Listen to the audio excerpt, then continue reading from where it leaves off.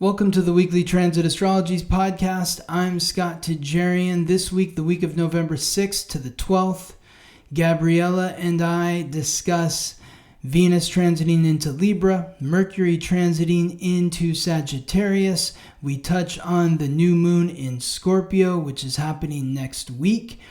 We also get deeper on those outer planets, asking several questions that will hopefully assist in guiding you in how to work with the energy.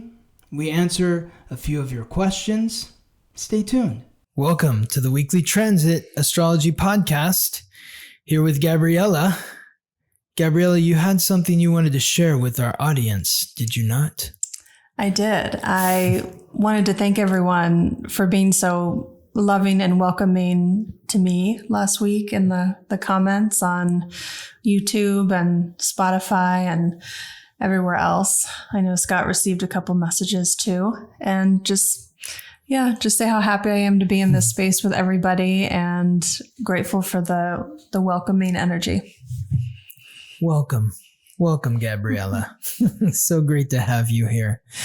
I wanted to address one question on the top too. This is from Tiffany Ritter, who asked, is there a way to still know which transit is happening on which day? I've decided to change that up because these transits, they don't happen in a box. They're maybe felt most strongly on a certain day, but they're also felt strongly on other days, depending on exactly what the transit is. And so I want to approach this, I don't know if this is the right term, but like in a more holistic fashion, where we're looking at the transits for the week and the days that the transits are going to be impacting us. But to me, it's become too cumbersome and limiting to just say Monday, this is the transit, and Tuesday, this is the transit, and Wednesday, this is the transit, when really the transit for Tuesday, you might be feeling on Monday and Wednesday as well. And so I thank you for your patience and your willingness to adjust, as we all do with the new incarnation of the weekly transit. And that's how things are going to be moving forward. I think too, it's this new way of organizing the information is also helping to look at how the transits are affecting one another as well. Yes. Like we talked last week about the outer planets versus the more quickly moving planets and the way they're relating to one another. So looking at it daily was sort of, there was like a rigidity to it, less holistic. And you're missing you're missing the big picture of, it's like the difference between listening to Beethoven's Fifth Symphony when a child is playing it with one finger on the piano, or listening to Beethoven's Fifth Symphony when you're at the symphony and an entire orchestra is playing the song, playing the symphony. So I want to really give a bigger, broader expression of the energy of the week, rather than honing in on a single note.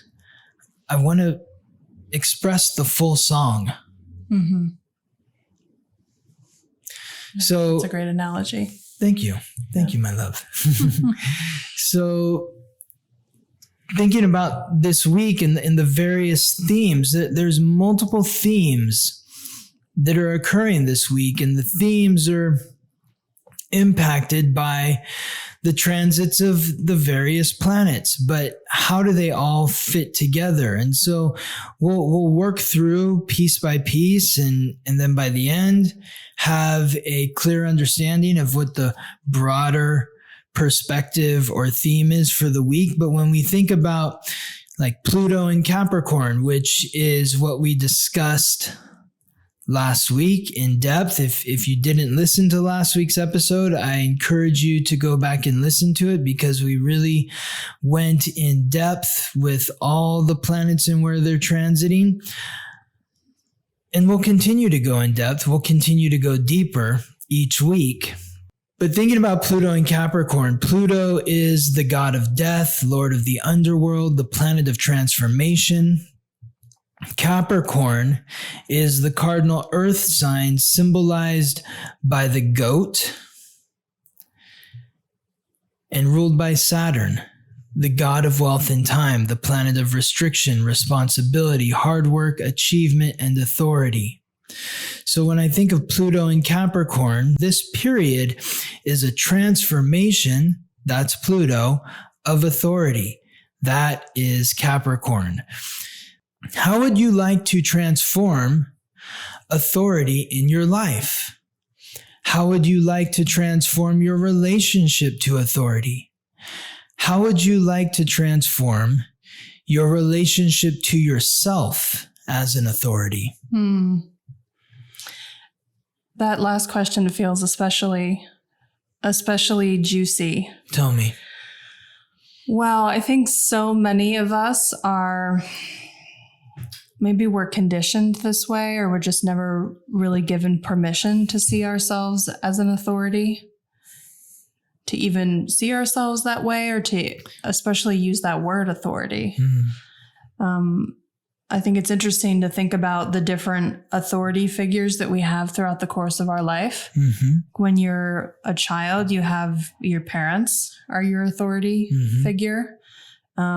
And then when you start to transition out of that relationship with them as you continue to grow up, that's a really big shift. And other authority figures would be like the government is an authority figure. Your boss. Your teacher when you're a kid. Your teacher. Yeah. So more sort of inner circle, and then maybe outer circle. Maybe the government is more of like an outer circle authority figure. But so often we don't come back to ourselves as an authority. Right. But that's what we need to do. This Pluto and Capricorn transit is a power grab. So the question is, are you grabbing power for yourself, or are you subjugating yourself to a higher authority that is then grabbing power from you? So when you think about the last time Pluto was transiting through Capricorn was 1761 to 1778. That was during the American Revolution, when people on the other side of the Atlantic said that they didn't want to be subjugated by a monarchy anymore. So they took power from the monarchy, which had power over them. So what is your relationship to power? And how are you claiming power for yourself? The way to claim power for yourself is by taking responsibility for what it is you want. What do you want to achieve?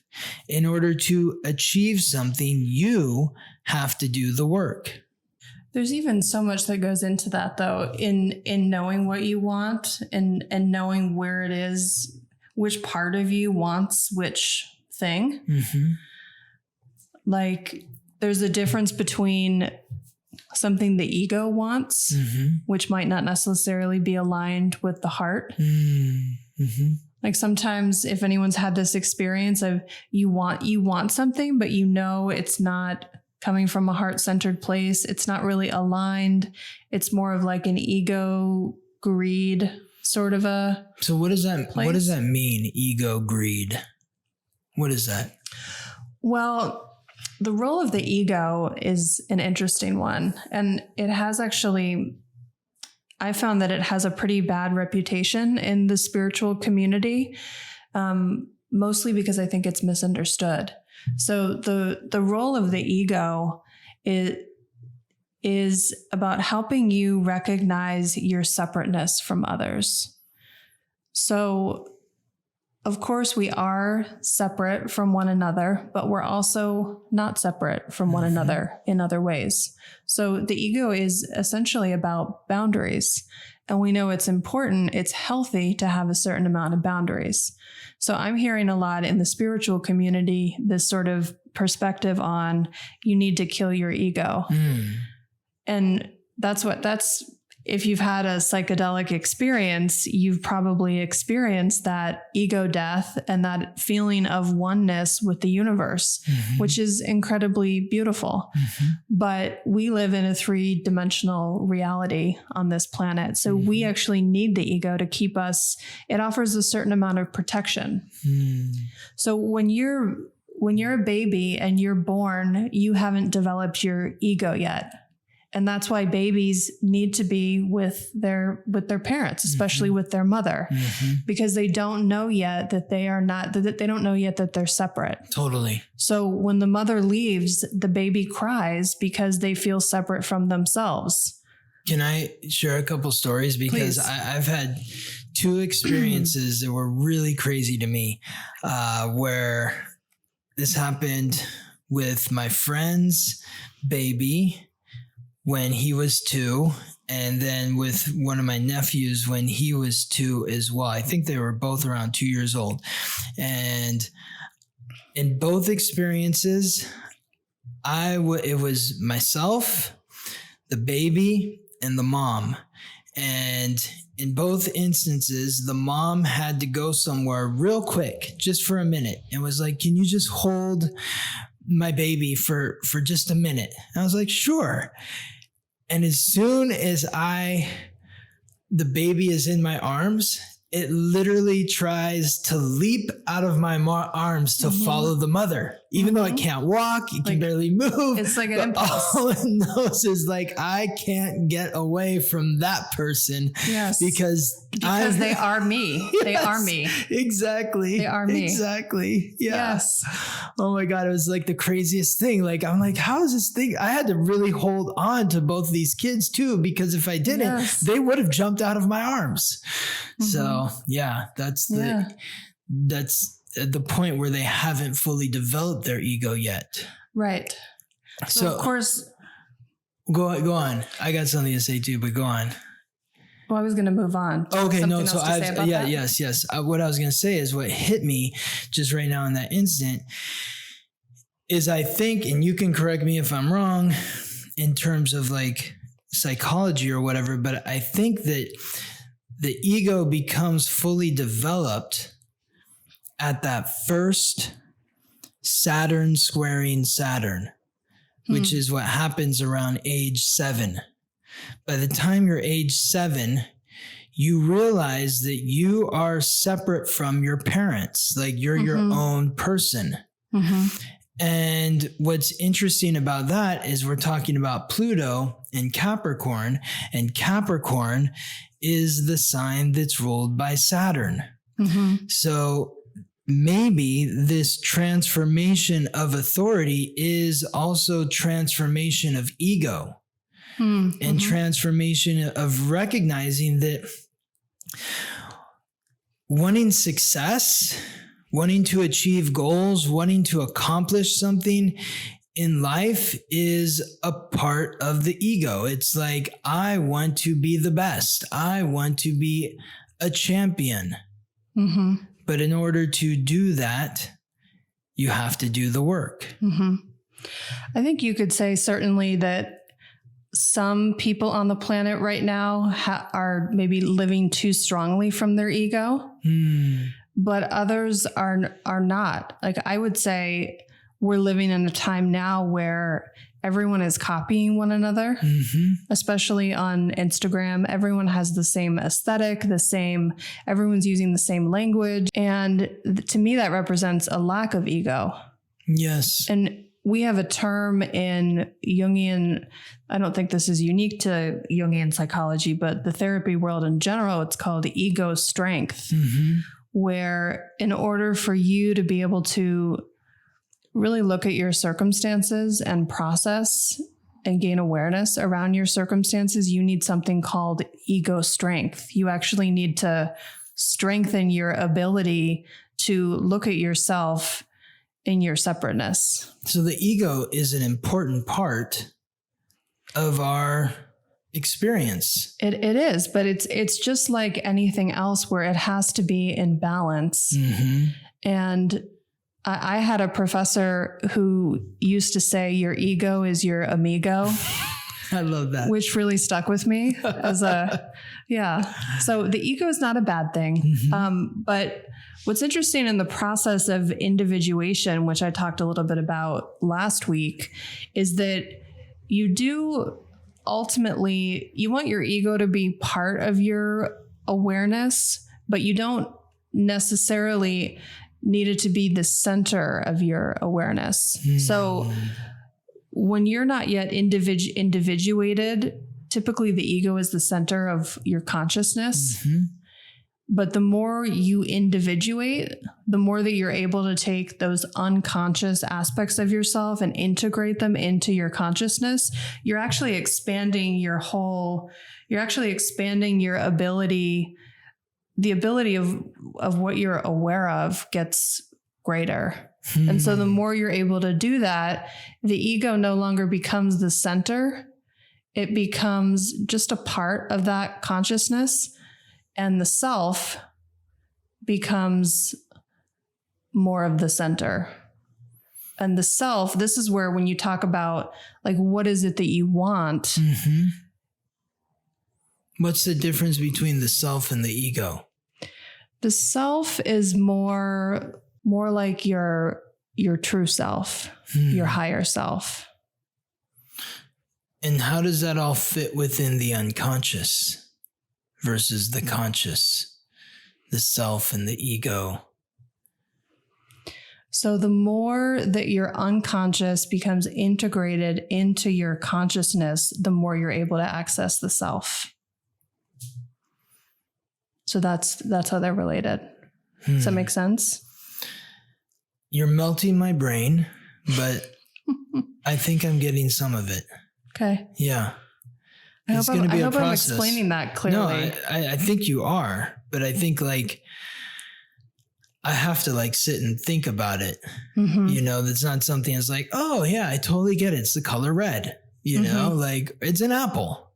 Yeah. This is like, it's deep. It is. And so I think you're explaining it very simply, but it's a lot to digest. Mm-hmm.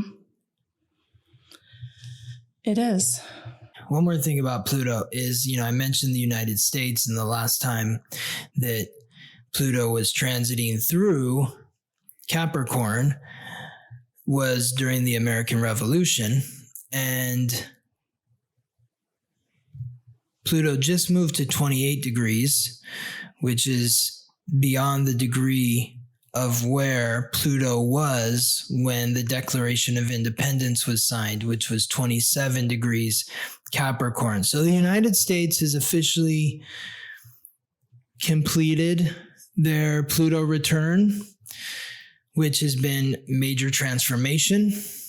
You be the judge. How's the United States transformed in the last however many years it's been, since 1776, almost 250.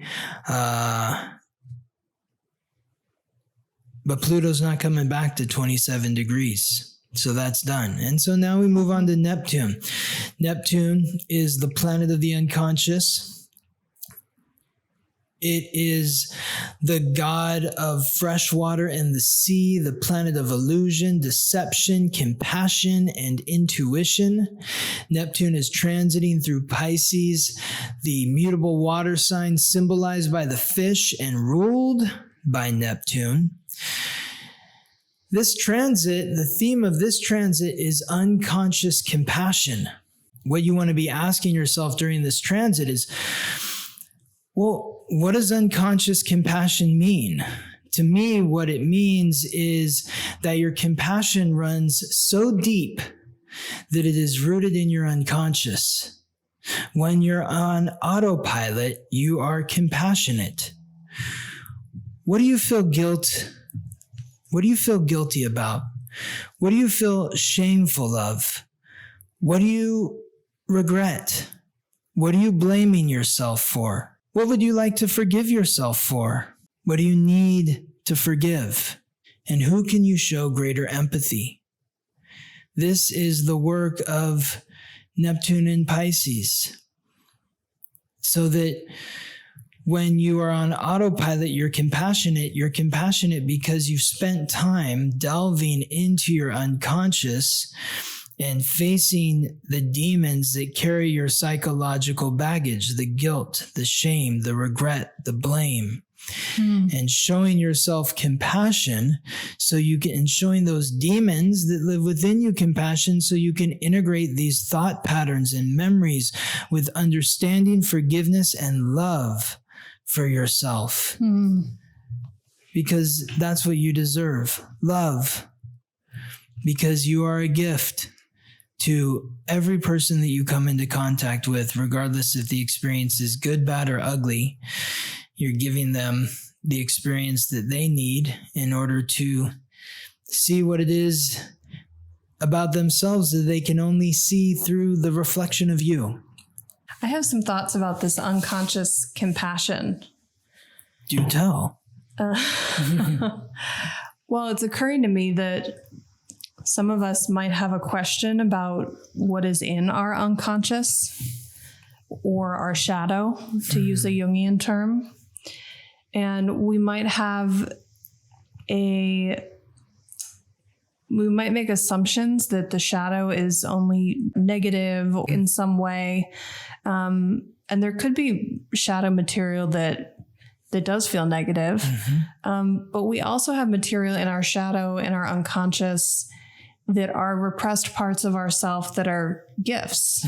So we could have gifts in our unconscious that need our compassion. So when we're in relationship with someone else, like you're talking about this mirror that's going on, this mirroring quality between relationships, whatever it is that we can't see in ourselves, we will often project onto the other person so that we can interact with that thing, whatever that is.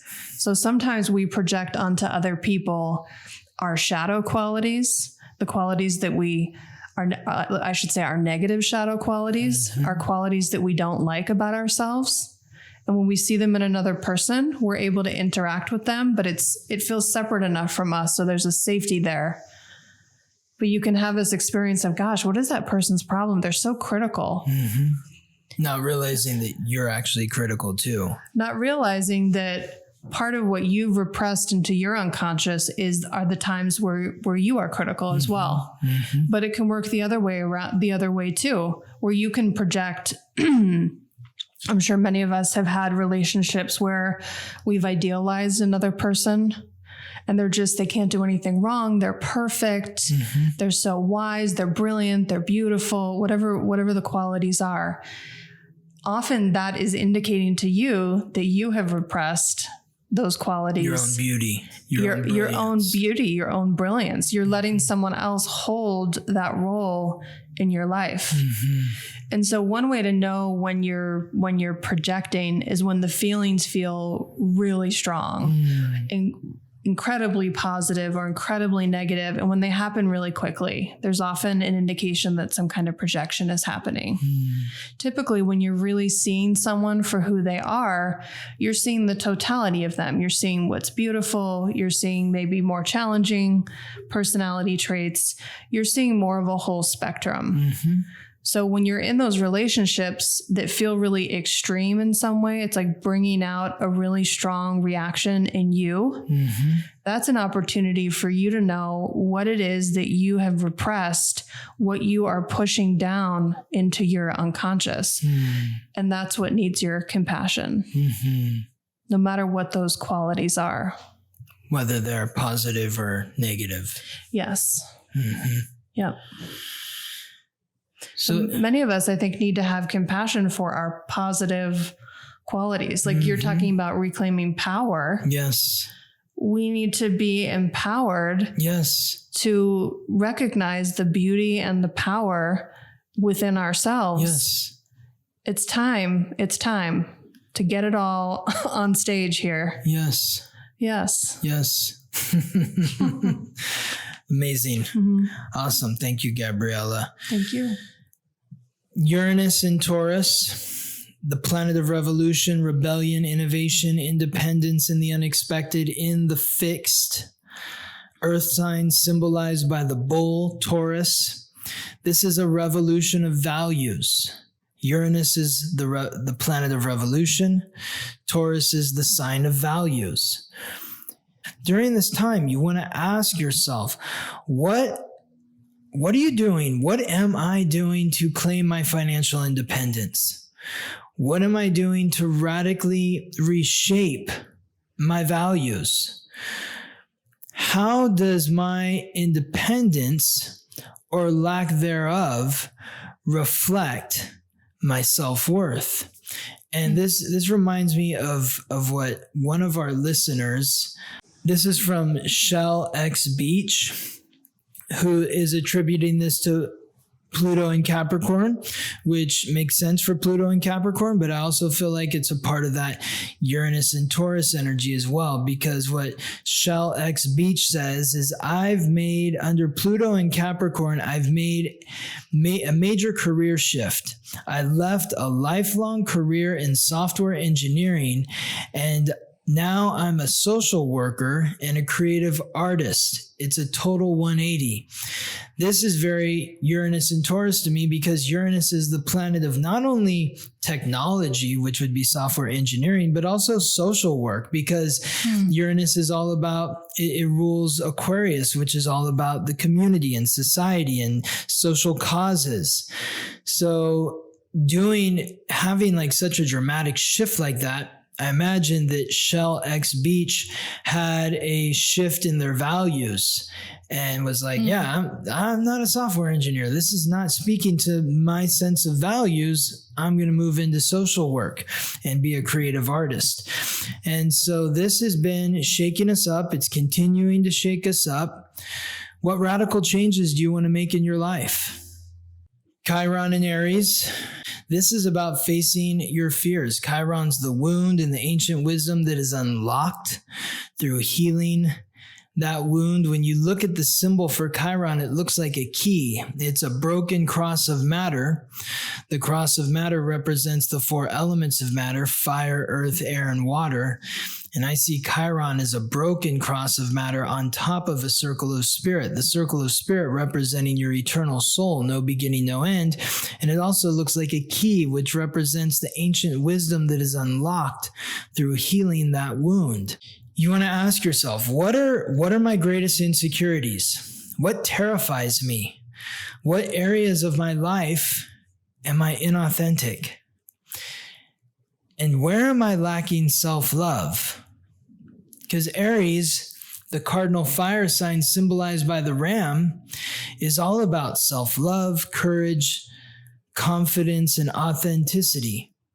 Chiron is asking us to look at where we're lacking in this area. I think the Chiron return it's a painful experience, right? Because it's activating the wound, but by bringing it to the surface, you have a chance to look at it more clearly or understand it in another way. So maybe it's not as painful.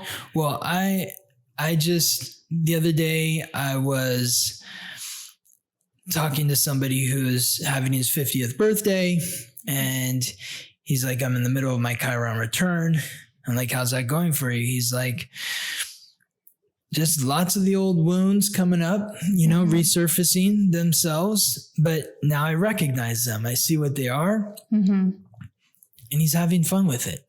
So it can be painful, yes, because it's like the same old tests or stories or experiences coming up again and again and again. But now you have the opportunity, you're aware of it. Yeah, so you're looking at it from a different perspective. Yeah. Charge towards it. Don't run from it. In the past, maybe you ran from it, but now is the time to run towards it. Run towards your fears. Well, the Chiron return, I imagine, is also when you start to distill what is the wisdom from your wound as well. This is one of my favorite parts about the Chiron placement. Yes. Is that, yes, we all have a wound that we feel we can't recover from, but the purpose is to find the wisdom in that wound. And we mentioned this a bit last week about, is that correct? Is that connected to your career? How is that connected to your life's purpose? How are you transforming that wound into the wisdom? Yes. So I wonder if this Chiron return, that's part of the purpose. It's not to torture you. No. It's to find the wisdom. It can be torturous if you are not facing the wound. Just like if you are, say you were cut on your arm and you needed stitches, but then you were blindfolded and charged with stitching yourself up, like that would be painful and difficult. But if the blindfold's off, or maybe you have somebody else there who's helping you stitch yourself up. So it is meant to be the time where it's like a chrysalis or a chrysalis, where it's like this awakening. It's like, oh, now it all makes sense. Now I understand why I've suffered through this pain. It all makes sense. I get it now. So is this also happening for us collectively? Well, in a sense, yes, because there's two answers to that question. In the way that you're asking it, in the way that I think you're asking it, the collective experience is we're all being called to face the wound to our self-confidence. We're all being called to face our insecurities. And this is maybe going back to what you were talking about, Instagram, how everybody's like saying the same things and using the same aesthetics and that sort of stuff. And that to me shows a lack of confidence. Because, a lack of individuality. Yeah, a lack of individuality. Oh, well, I don't know if I'm good enough, so I'm going to look like this other person because they look good. And so I'm going to try to copy them rather than just being good with like who you are. And just, this is who I am. I'm Scott Tajarian. Take it or leave it. That's it. I'm not trying to be anyone else other than me. And so we're all being called to face our insecurities and fears and our lack of self-confidence and self-love. The other way to look at it too is talking about the United States when the Declaration of Independence was signed on July 4th, 1776. Chiron was at 20 degrees. Right now, Chiron is at 16 degrees, retrograde. So the United States is experiencing its Chiron return right now. This happens every 50 years. And when you think about 2026 will be birthday 250 for the US, that will be its fifth Chiron return. Because 5 times 50 is 250, right? Yeah. Yeah, it is. It's a good thing. You can tell we're math geniuses this is here. not a math podcast. Let's move on to Saturn, the god of wealth and time, the planet of restriction, responsibility, hard work, achievement, authority, transiting through Pisces, along with Neptune. The theme here is responsibility to faith. You need to take responsibility to have faith. Saturn is here in Pisces until May 25th, 2025. It moved in on March 7th of this year. It moves into Aries on May 25th, 2025, or 24th. But then it moves back into Pisces on September 1st, 2025, and is there until February 13th, 2026. February 14th, 2026, Valentine's Day, 2026, Saturn in Aries is going to be a hot Valentine's Day, I think. Something's happening there. I don't know. So mark your calendars. The next time that Saturn will be in Pisces is April 16th, 2052. And the last time Saturn was in Pisces was 1993 to 1996. So if you were born between 93 and 96, you're experiencing your Saturn return. These questions are for you, but for everyone. Are you willing to do the work required to trust your intuition? And what happens when your intuition leads you astray and instead leads you to your demons? Will you be willing to face your demons and the psychological baggage they are carrying? As we said before, your guilt, your shame, your regret, and blame. And in that moment, will you be willing to do the work required to show yourself compassion through these circumstances? Are you willing to do the work required to show empathy for the other parties involved? And most importantly, are you willing to do the work required to have faith? Faith that even in the darkest moments, you are somehow, some way, still on the right path, being divinely guided.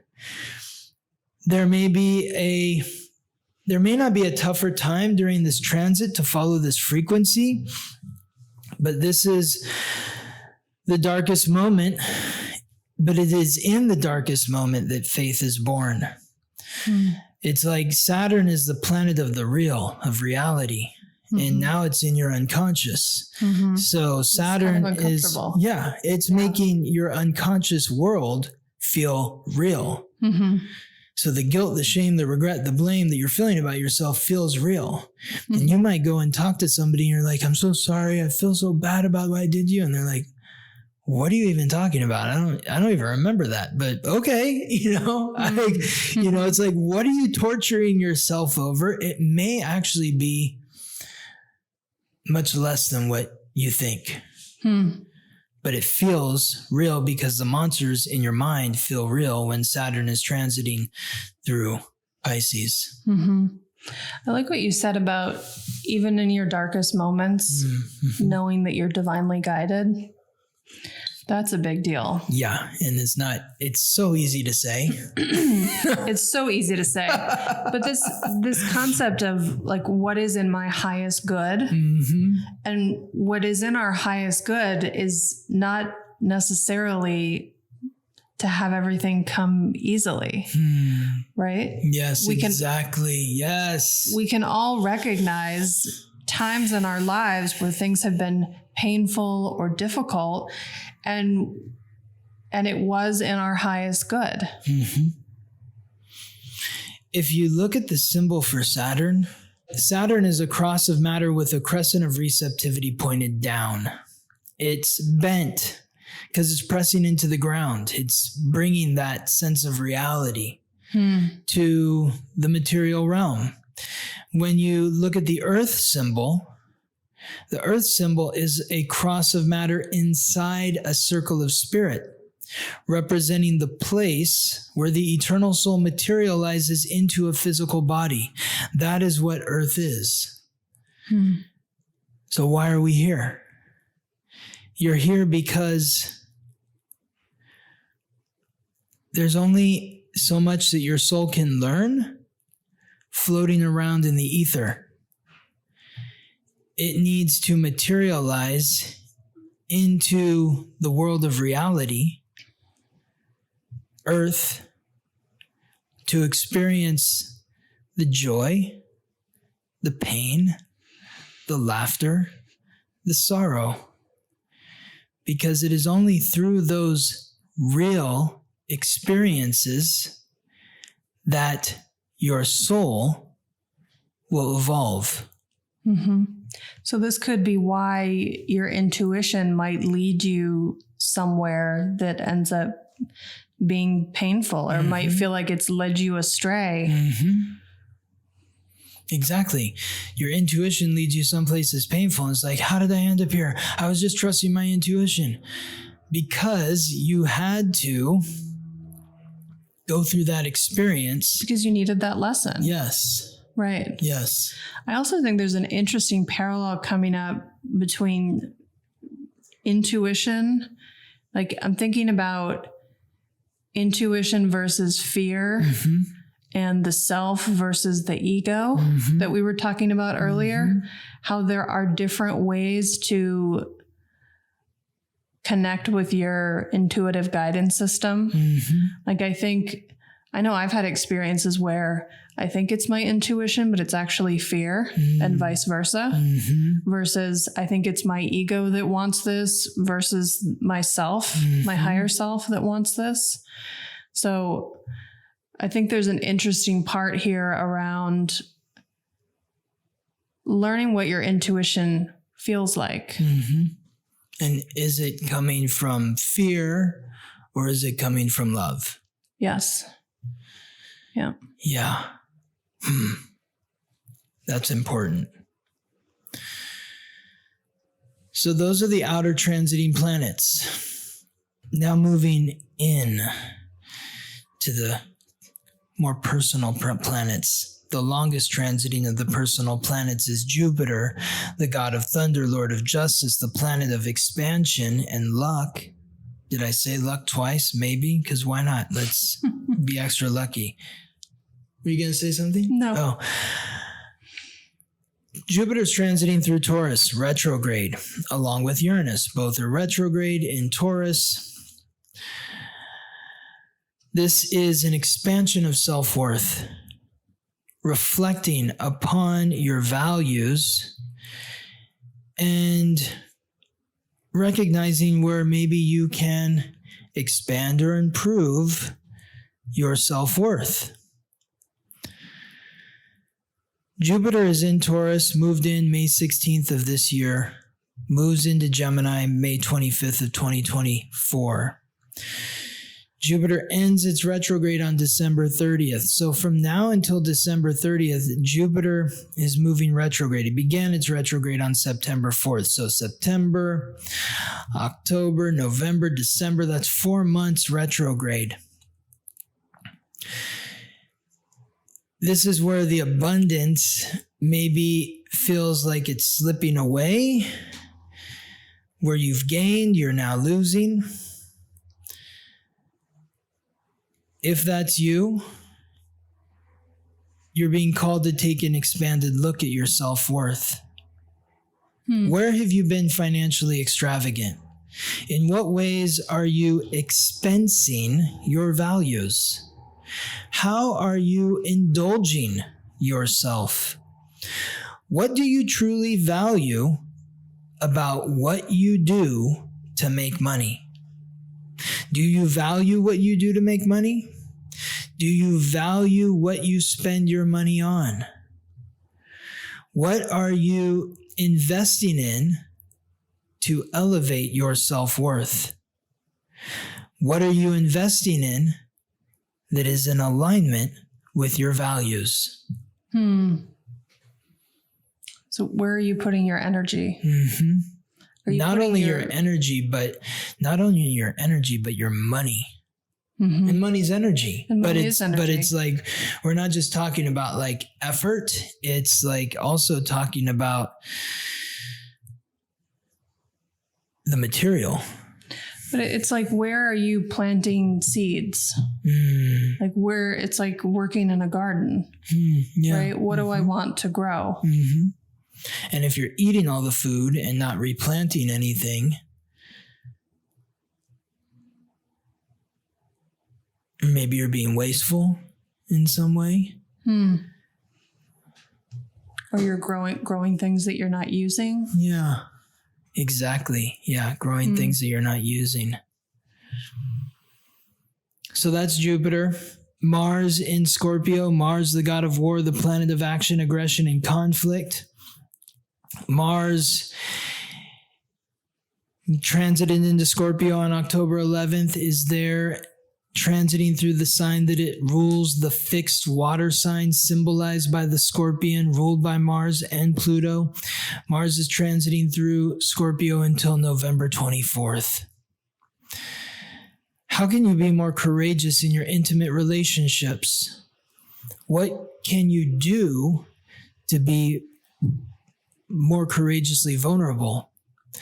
What are you doing to protect your energy?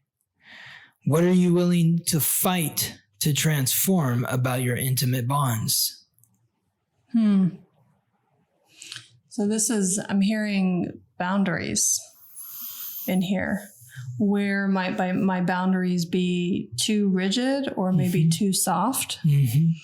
What is the right amount of boundaries for me to have in relationships? Yes. Are you getting too comfortable with people? Are people getting too comfortable with you? Remember, Mars is the god of war. And it's tricky in Scorpio because Scorpio isn't really a sign of boundaries. Like when I think of Mars as the planetary ruler of Scorpio, as opposed to Mars, the planetary ruler of Aries, Mars ruling Aries is like the soldier that's charging across the battlefield to protect the boundary or to attack somebody else's boundary. But meanwhile, Mars in Scorpio is the spy that's already behind enemy lines. So the boundaries are not clear because you can't tell the spy from the enemy. They look the same.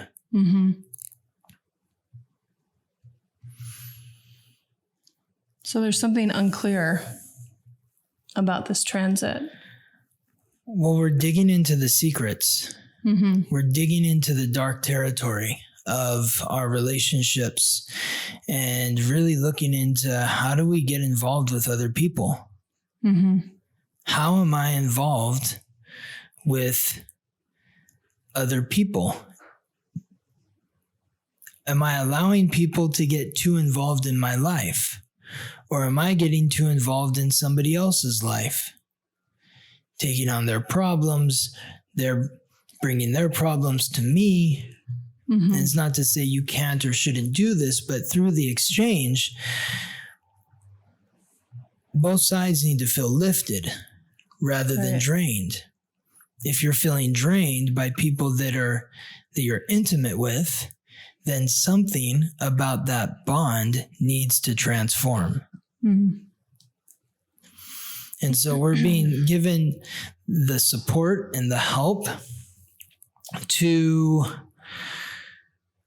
work with this energy as Venus, the goddess of love and beauty, the planet of relationships, which to start the week, Monday, Tuesday, Wednesday, completes its transit through Virgo, the mutable earth sign symbolized by the Virgin. During this period, which began on October 8th and lasted until November 8th, it's been a time to analyze, organize, recategorize your friendships, eliminate friendships, eliminate aspects of friendships that are no longer serving you. I was just going to say that when I think of this Virgo energy, I think of the word critical, but I think that word gets a bad reputation. Like critical thinking is a good thing traditionally, you know? So using that sort of a critical perspective, it's discernment. Maybe that's a better word. Discernment. So hopefully you've achieved greater discernment of how you are relating to other people in your life. And you've been able to reorganize and clear out some of the energy within these relationships that are no longer serving you, or you're no longer serving someone else. And it might mean that maybe the relationship ends, or maybe just that part of the relationship ends and the relationship continues on in a different way. But On Wednesday, November 8th, is where Venus returns to the sign that it rules, Libra, the cardinal air sign symbolized by the scales and ruled by Venus. So Venus is home. So Virgo and Venus, the theme is relationship reorganization, and Venus in Libra is diplomacy in relationship. So you want to ask yourself, now that you've done this relationship reorganization from December 8th and from November 8th until December 4th, when Venus is transiting through Libra, it's time to step towards the table and be clear about what it is you want from the other person and what you're willing to give in return, and then opening up and allowing them to share with you what they want from you and what they're willing to give in return. So hopefully there's a rebalancing of relationships during this Venus and Libra period. So the Virgo energy is bringing you discernment, and then the Libra energy is bringing you the diplomacy to communicate that discernment in a way that feels balanced and feels like it's supporting the whole relationship. Awesome. Yeah. Love that. Thank you for that clarity, Gabriella. The last time Venus was in Libra was September 29th to October 23rd of 2022.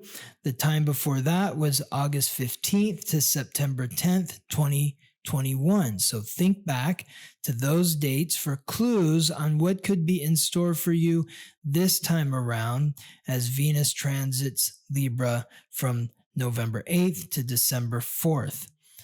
For those of you that were born with key astrological points or planets in Cancer or Capricorn, there may be challenges with your relationships during this period. So just be mindful of that the negotiations may get tense during this period.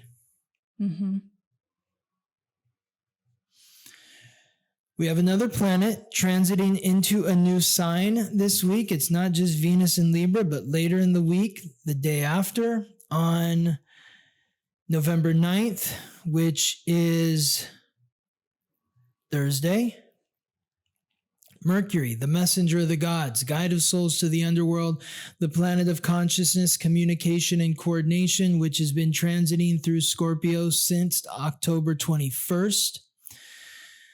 And during this period, Mercury in Scorpio, which continues until Thursday, it's about psychic communication. Mercury is the planet of communication. Scorpio is the psychic sign. It's about being able to read other people and delve into their psyche, what they're thinking.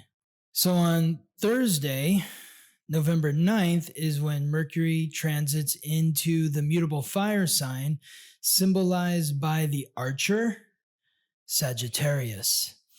The theme here is expansive mind, honest conversations, because Sagittarius is ruled by Jupiter, the planet of expansion.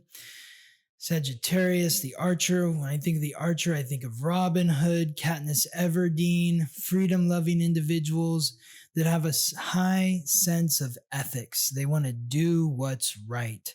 So conversation, that is Mercury. Sagittarius is about honesty.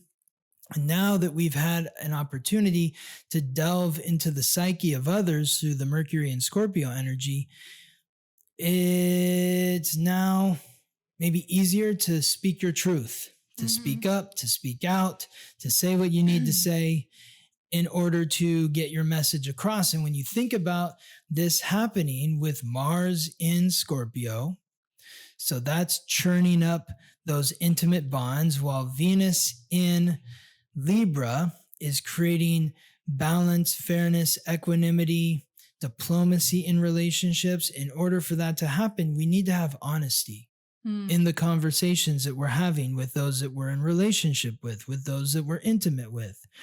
So what is it that you want to get off your chest? What is it that you want to share with others? What truth do you want to share? This transit occurs from November 9th to December 1st. So from November 9th to December 1st, speak your truth. Beautiful. So it's really an up-leveling for relationships.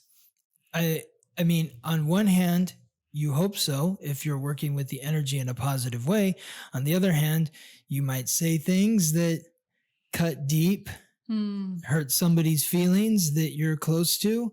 So maybe it's going to be important to try to make an extra effort to use some tact while you are sharing your truth. Well, Venus and Libra will help with that. Venus and Libra will help with that. And that actually is one of the transits we're going to be talking about this week. But first, I want to talk about the sun in Scorpio, unless you had anything to add. No, let's go ahead. So the sun continues through Scorpio. This is the planet of vitality in the sign of secrets. This is sex, magic, karmic bonds, bringing energy and vitality to this area. These areas, sex, magic, karmic bonds, from October 23rd to November 22nd. So that is also invigorating these intimate relationships. Now this week, the moon transits from Leo through Virgo, Libra, and then into Scorpio. And at the end of the week, early next week, is going to be the new moon in Scorpio. And if you're interested in learning more about how the lunar cycle will be affecting you directly, enroll in my moon cycle classes at theweeklytransit.com. But the moon transiting from Leo to Virgo to Libra to Scorpio, the vibe there is the week begins. We're very proud and bold with our emotional expression. And then we become maybe critical and analytical in our emotional expression, then more conversational and communicative and charming and balanced in our emotional expression. And then it goes into Scorpio, and that's when maybe we're hiding from our emotions because we've been through a lot this week with the bold expression, the critical, and then the overly conversational. Talking about your emotions endlessly is what happens when the moon is in Libra. Or if you know any Libra moons, you know that they love to talk. So thinking about these aspects for the week. And so for those of you that are like, well, what are the transits for the week? And like, what days are these happening? So I want to break it down like this. Monday through Wednesday, there's a transit that's occurring that's affecting us on all three of these days. It's going to be impactful all three of these days, Monday, Tuesday, Wednesday. Mercury in Scorpio forms a trine, a supportive aspect with Neptune retrograde in Pisces. So remembering that Mercury in Scorpio is that psychic awareness, plumbing to the depths of the psyche of another through your conscious reality, but then connecting with Neptune in Pisces. Scorpio is the psychic sign. Pisces is the intuitive sign. So there could be a lot of healing or conversations that are happening in the early part of the week. And then when you mix in like that Leo moon, but then also the Virgo moon, which is happening during this time, maybe there's a bold expression on Monday, and then Tuesday it becomes critical and analytical. But at the same time, there's compassion and empathy, because you are able to see what is going on within the other because of your empathy, because of your psychic awareness. So a lot of movement, a lot of emotional movement. Yes. A lot of emotional movement happening Monday, Tuesday, Wednesday. This is coupled with the sun sextile Pluto. The sun in Scorpio forming a sextile, a positive aspect to Pluto, the planetary ruler of Scorpio, as we know, transiting through Capricorn. This is most impactful on Tuesday, Wednesday, Thursday. So I really feel like Tuesday could be a powerful day of conversation because the moon will be transiting through Virgo. So there's going to be that analytics, that critical nature of expressing the emotions, really honing into the details, the nitty gritty of what's going on with your feelings or the feelings of another. But then you have the Sun in Scorpio, Mercury in Scorpio, really energizing and bringing conscious awareness to the nature of the bond that you're sharing with somebody else, the intimacy that you share with another person, and the transformation of your position of authority in that bond. You can claim authority in the bond by being compassionate with yourself, empathetic to the other, but most importantly, taking responsibility for your part or holding yourself accountable for what you're meant to bring to the relationship. When you're able to do that, then you can stand from this place of authority to really hold the other side accountable as well. So you have to be in integrity yourself. Yes. Before you can demand that from the other. Yes, exactly. Which makes a lot of sense. So I really encourage you Monday, especially Tuesday, even Wednesday, to dig into those areas of your relationships and your intimate bonds. There's going to be a lot of support for a lot of energetic support for conversations that need to be had in order to transform or move the energy that's stuck in your karmic intimate relationships. So it feels in some way like the end of a cycle. Yes, we're closing a cycle here, especially with Mercury, which is going to be moving into Sagittarius. Because if you're not having this conversation now, on Monday, Tuesday, Wednesday, by the time we get to Thursday, when Mercury moves into Sagittarius, the filter's off. And so now you're spitting fire at your intimate partner, and they're like, where the hell did this come from?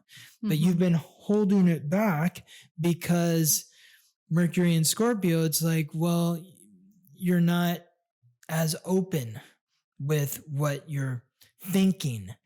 And so if you are more open in terms of what you're thinking with regards to your intimate relationships and expressing what's going on in your unconscious, your dreams, your fantasies, if you're working with that energy earlier in the week, then by the time we get to Thursday and Mercury moves into Sagittarius, now you can comfortably speak your truth, and it's accepted and appreciated by the ones that you're intimate with because they know where you're coming from because you had those conversations earlier in the week. And any conversations you have with your loved ones are only going to give you more insight into yourself, right? It's that mirroring. Yes, exactly. So it might be an uncomfortable conversation, but it's a conversation that is going to ultimately help you get closer to yourself and who you are. Well, you might have to claim maybe some of those projections. And that's the accountability and the responsibility that you have to hold yourself accountable. Like maybe I've been thinking this because, or, maybe I've been thinking this because it has more to do with me than it does to do with you, but I'm projecting it onto you because it's really bothering me, but it really has nothing to do with you. It has to do with me. And so you might be in for some surprises. Well, that takes us to the next transit that we're talking about, which is Mars in Scorpio forms an opposition with Uranus in Taurus. Uranus is the planet of the unexpected. Mars is the god of war. This is a transit that is going to be most impactful from Wednesday to Sunday. So Wednesday, Thursday, Friday, Saturday, Sunday, Wednesday, Thursday, Friday, Wednesday, Thursday, Friday, Saturday. That's 5 days. This is why I don't want to do like on Friday, this transit is happening because this transit is happening for 5 days. It's not just something you're feeling on Friday. You're feeling it Wednesday, Thursday, Friday, Saturday, Sunday. So you think of those 5 days, and during those 5 days, that's when Venus moves into Libra on Wednesday. Mercury moves into Sagittarius on Thursday. That's going to shift energy. When both of those planets shift into new signs, when they transit into new signs, it's going to shift the energy. It's like walking out of a movie theater in the middle of summer. On a hot summer's day, you've been in a dark movie theater for 2 hours and you walk out the back door and it's like you're blinded. So there's going to be a shift that happens on Wednesday and Thursday. And that shift is also going to be sparked by Mars, the god of war, opposing Uranus, the planet of the unexpected. I also think of this as like the ripple effect of maybe opening up those lines of communication with partners. Yes. You know, once you are willing to go there with someone, it probably is going to be more than one conversation. Yes. Exactly. So you've opened up this portal. Totally. Almost. Okay, we're being honest. Then I have something else to say a couple days later. And you have to really be willing to, if you are going to express what you need to say, then you have to be willing to receive it from the other person. Because once you shock your partner, then they might come back and shock you. Right. Once they've had time to process their shock, what they've received from you, then they're going to come back and say, okay, well, then this is how I really feel. And you're like, oh, wow, I didn't know you felt that way. But the good news is like earlier in the week, this Mercury and Neptune transit and Sun and Pluto transit are both supportive aspects. So, well, and it's all in support of more honest and open relationships. Absolutely. And in support of healing, healing in relationships. Yes. And so the Sun is following Mars.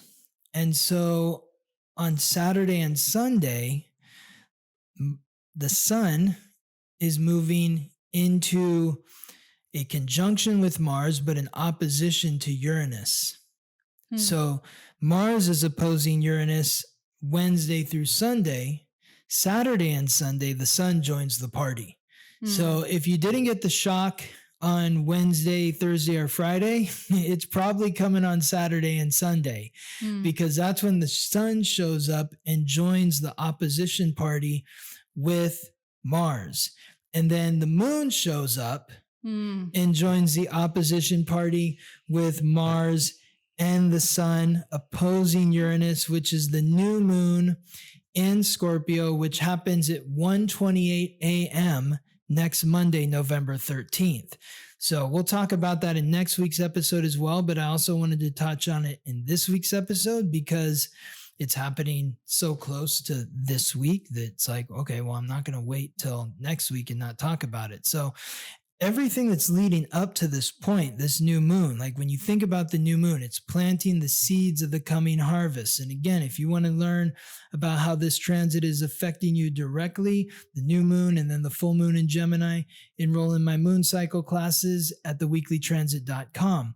But the new moon is planting the seeds of the coming harvest. What is the seed? The seed is Scorpio. And Scorpio is the deepest, darkest, most passionate sign. It's the sign of vulnerability. It's the sign of intimacy. This is why sex is a theme of Scorpio, because in order to have sex with somebody, you have to be vulnerable with them. You have to take off your clothes. You are being intimate. That's what being intimate is. There's magic that occurs through this interaction. And then there is transformation that occurs. So this new moon in Scorpio is about setting your intentions for who you want to bond with. Who do you want to be intimate with? Who do you want to share your energy with? Whether it's sex or a secret or sharing money. Sex isn't the only kind of intimacy. It's also secrets and money. So who are you exchanging energy with? How does it feel? The week leading up to this point, there is some shifting and transitioning that's happening with planets moving into new signs, planets aligning with other planets that are facilitating honesty and a clarity in terms of diplomacy and what I need versus what you need versus what I can give versus what you can give. And values are a major theme, as we've talked about with Uranus and Taurus. All this comes up together here with that Mars opposing Uranus. That is the actions that I'm taking within my intimate bonds and how they reflect my values. And maybe the actions that you're taking that reflect your values are not in alignment with the values of the person that you're intimate with, that you're sharing energy with, or maybe their actions that they're taking within the bonds that you share with the other, or that they share with you. Maybe the actions that they're taking are not in alignment with your values, even though they're in alignment with their values. So there is a lot of shifting, a lot of transforming that is occurring this week. And by the time we get to the end of the week, hopefully you have a very clear idea after everything that you've experienced in your relationship, the shock that you've experienced, the open conversations that you've experienced. Now you have a clear idea of who you want to bond with. And when I say who you want to bond with, I mean the type of person that you want to bond with. What are the characteristics about each of these individuals, whether it's a lover, a friend, or a business partner, that you want to bond with? What are the different characteristics about them that say, yes, this is the type of person I want to be with? And that comes through everything that you experience from the week. Everything that you experience from the week is leading you up to this point.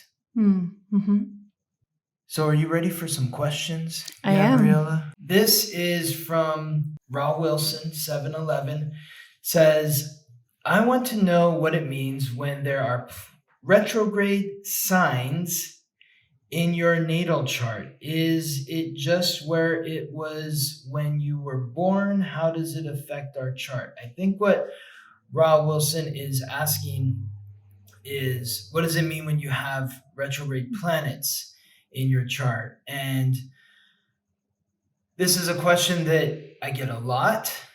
It's a very common question, and I'm happy to answer it always because it's an important question. The simple way to think about this, the way that I think about this, first of all, listen to what I say, but then take it in yourself. And if it resonates with you, yay, I got it right. If it doesn't, then I didn't get it right. The key to all of this in understanding your astrological code is you listen to me, you listen to other astrologers, and everybody's giving their interpretation of what certain things mean. But the most important thing is to remember, well, does this resonate with me?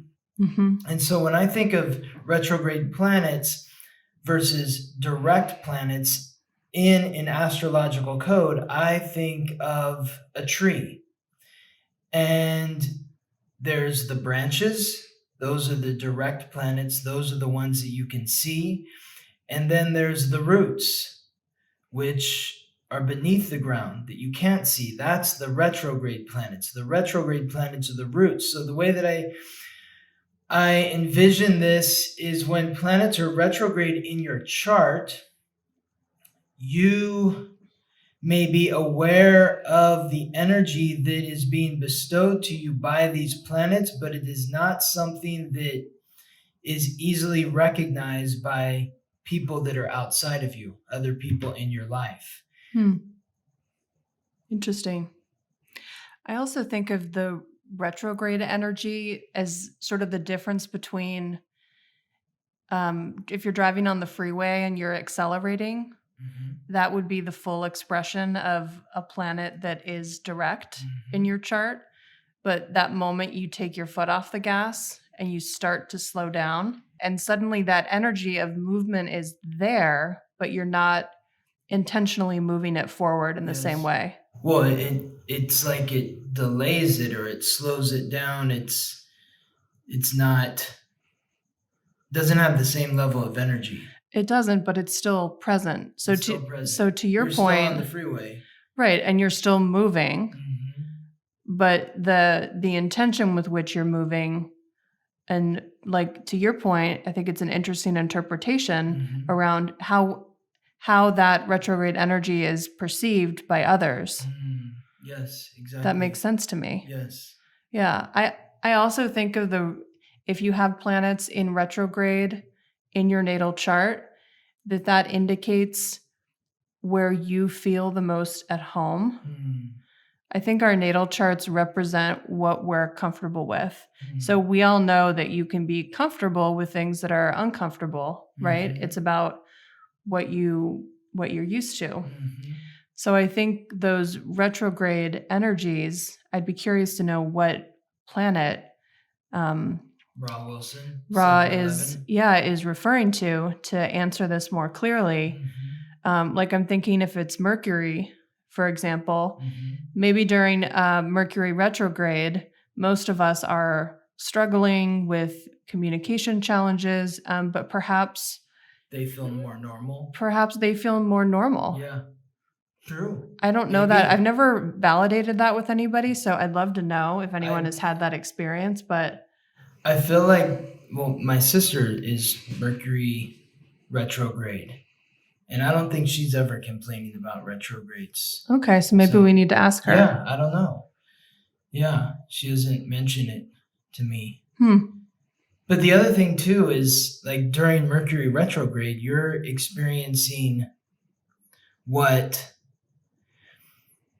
there's the internal experience that you're having, but then it's like if the world is going, like you know, there's been times where like you leave the house and it's Mercury retrograde or it's about to be Mercury retrograde and you come back and you're like, people are crazy out there right now. So that really has nothing to do with you. You're not making them crazy. You're not going crazy because of Mercury retrograde, but you see other people that are acting nutty. Right. Let's ask another question. This is from Brianna Quinn. Hi, Scott and Gabriella. I was wondering, since I have Scorpio and Venus in the 10th house, and it is normal to attract, is it normal to attract / be attracted to coworkers and be in relationship with them? Capricorn sun and rising. So there's a lot happening here for me because I think of Capricorn sun, Capricorn rising, 10th house Venus. 10th house is associated with the 10th sign, which is Capricorn. There's a lot of energy around Capricorn here. And so Venus is the goddess of love and beauty, the planet of relationships. If it's in the 10th house, then that is where your love nature is. Your love nature has to do with goals and ambitions and career and achievements. And you're going to be attracted to people who are achieving their goals, who have goals that they want to achieve, who are ambitious, people that you can say, look at my partner, my friend, my lover, or my business partner, look at what they've accomplished. And you may have a standard that you set for these relationships. And so because of that, yes, you may be attracted to people that you are working with because you see them achieving goals and you see them hitting their marks and you're like, oh, wow, that's hot, that's sexy. And them to you because they're sensing the energy of your love nature in the area of career. I'm also seeing in this a little bit of maybe a paradox, though. Oh, tell me. Because the 10th house represents its career, but it's also your public life.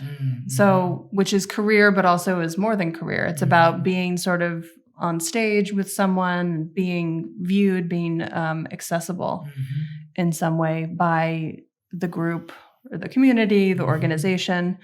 But with Venus and Scorpio, I think there's an opposite pull towards mystery, secrecy, and some sort of secret love affair. Like a secret work romance? Work romance. Brianna, are you in the midst of a secret work romance? I mean, that's very, very Scorpio here with the Scorpio energy. I'm just wondering, Yeah, you probably don't want to answer this on YouTube, but Maybe you do. but maybe you do. I'm just wondering if there's kind of a push-pull between the public, the comfortability and the love nature of being public, and then the Scorpio desire for secrecy and mystery. If Brianna is a first house sun, then I think she wants to be seen. Mm-hmm. If she's a 12th house sun, then she may want to keep it under wraps. Well, part of the Venus in Scorpio is about the love nature is connected with the mystery and the secret. For sure. Yeah. But I'm just saying, like... But you're saying where the sun is. Well, I'm saying in terms of, like, does she want to tell us if she's having a work-love affair or not? I see. I would think that if the sun is in the first house, and I'm guessing that maybe because she even asked this question to begin with, the sun is in the first house, because she put her name on here and asked the question. She wasn't hiding behind a weird Instagram handle or something like that. She was telling us her name. So that's telling me that I'm guessing that she's a first house sun and not a 12th house sun, which is going to be more introverted because the first house is Aries.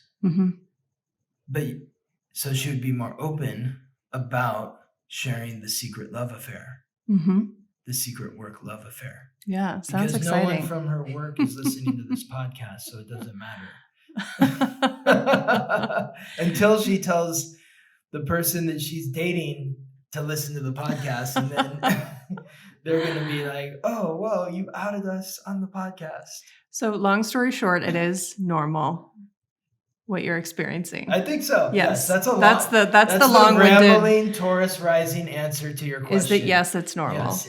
So I think we'll call it there. We'll be back next week with more questions to answer. Please ask more questions and we will get to them. And yes, we're finding our way with this podcast, and we're going to continue to find our way. And we are grateful for you and being on this journey with us. And we'll see you next week. See you then. Thank you for listening to the Weekly Transit Astrology Podcast. If you're curious to know how any of these transits are affecting you directly, or if you're interested in learning more about your astrological code and how to best work with the energy that's been bestowed to you by the planets and stars, contact me for a reading at theweeklytransit.com. Wishing you all the best as you ride the planetary waves.